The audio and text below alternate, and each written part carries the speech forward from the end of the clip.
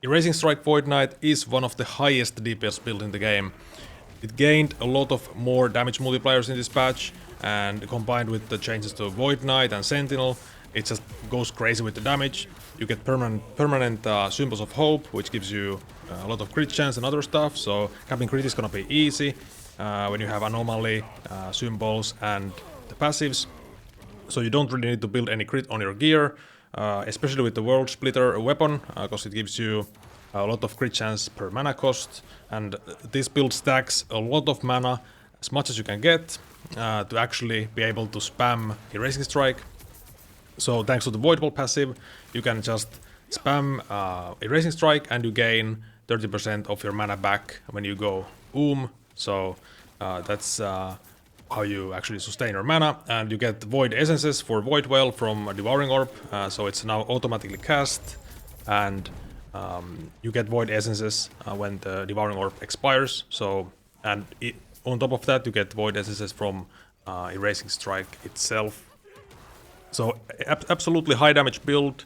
It has decent tankiness, nothing crazy, but the classic two-hander Void Knight, so Titan Heart, and you can also use, of course, Immortal Vice in the super endgame, but the main highlight of the build is the DPS. It's also pretty fast for farming, so has good AoE, good movement speed. The setup I have, as the main setup, is optimized for DPS, so using the crit multi boots, Solar Step. You can also go Dark Stride for a bit of movement speed, and then you can also use Void Cleave for mapping. And the gameplay is pretty simple on this build. You just spam Erasing Strike, and you always want to stay moving to actually automatically cast the Devouring Orb, because it requires you to stay moving. But that's all you really do, and you pretty much one-shot any normal boss, and even Aberrot goes down super fast, so nothing too crazy on the gameplay, simple stuff. And for leveling, you do want to use the leveling guide from Maxroll.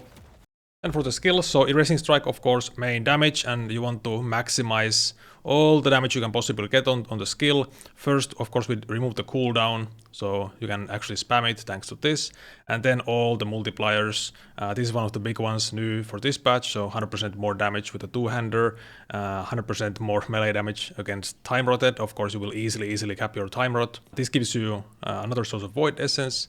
Base crit here also. So if you have a badly rolled World Splitter, you could take out, for example, 1 point here for the base crit if needed, if you have a really bad roll. But usually we won't have to do that. So, and then just 2 points into time loop. So you never want to really have 3 points here. It's just you can't really ever sustain that kind of mana cost, even with a lot of mana. But you could use it for like short boss fight if you have a lot of like a high mana pool. You could fully spec this node for a more burst damage, but when you go out of mana, you can't really. Basically, you cannot spam properly if you max this out. And also, in turn, if you struggle with mana, so if you don't have enough mana on your gear and stuff, you can remove 1 point here easily. So that helps a lot. Devouring Orb, so the main source of Void Essence, thanks to this node here. So you get Void Essence when Devouring Orb expires. And you also get some nice buffs with this, so more void damage, mana regen, and you also get shred here, and we make it automatically cast with this. Normally, lots of buffs, like always on a Void Knight, so Time Bubble gives you Void Shred and gives you all of these other buffs, so crit chance, attack speed, and then you want to hit with the actual anomaly itself, so this most overbossing, hit with it to get the void damage taken. Debuff on enemy, so basically 50% more damage with this.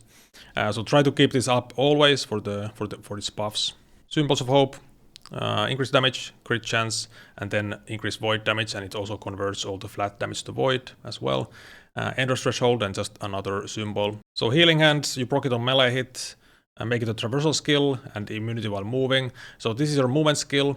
And these give you Void and Necro damage reduction, and then you can make it a melee attack with this, make the mana cost 0 with these.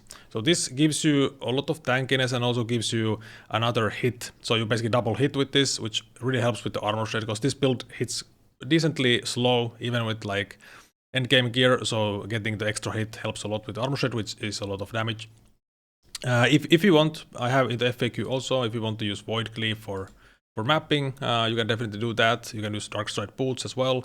So of course you would lose damage with these boots compared to the Sularon boots. So passives, armor, damage reduction, strength, vitality. And then you of course want to get the Void Well as soon as possible. So that's your first priority. Without this, you cannot basically play the build, at least not with this setup.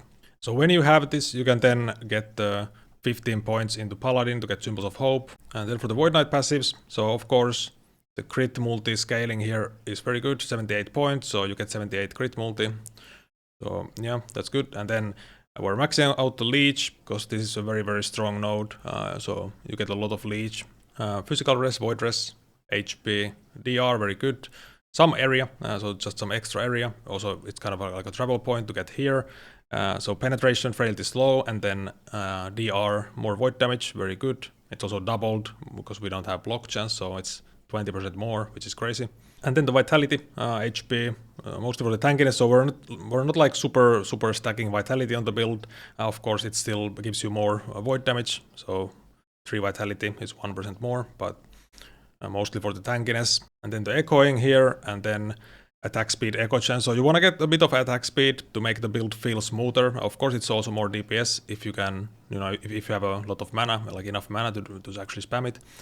So this makes the attack animation much faster, which is nice.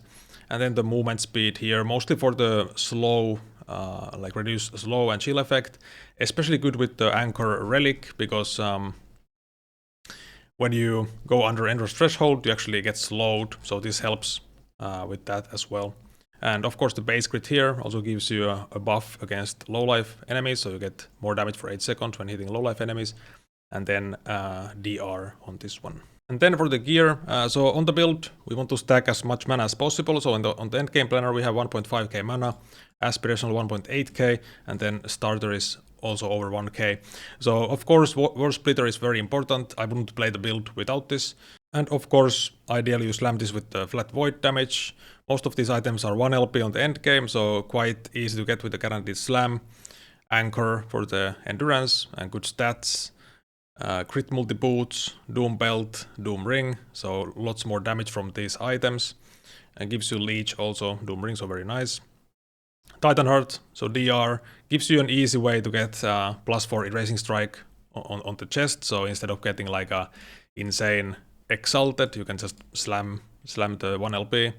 Gives you HP as well, so very good for tankiness. Hylis, perfect item for the build, has increased mana, movement speed, many good stats, basically +2 skills. And if you evade, you also get frenzy, so very good. And slam it with the mana. So all of these items you just slam with mana. You also get crit multi per maximum mana. So mana is basically crit multi as well. So it's like kind of like double dips. And Flames of Midnight, movement speed, Void Pen, very strong. And you can actually just slam these with the strength, so you don't even need to get crit chance on the rings. Sentinel Helmet base, classic, so reduce crits, and just maximizing the mana, HP, and then Armor Shed effect is very strong on the seal, because like I said before, we don't have that much Armor Shed chance. And the only Armor Shed chance we have right now is on the gloves, so that's all you really need with the Healing Hands. If you don't use Healing Hands for bossing, then for maximum damage you would have to get Armor Shed somewhere else, and then it's the opportunity cost becomes too high.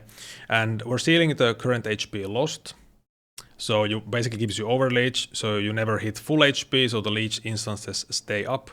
It's not mandatory, but it's nice. Aspirational goes pretty crazy.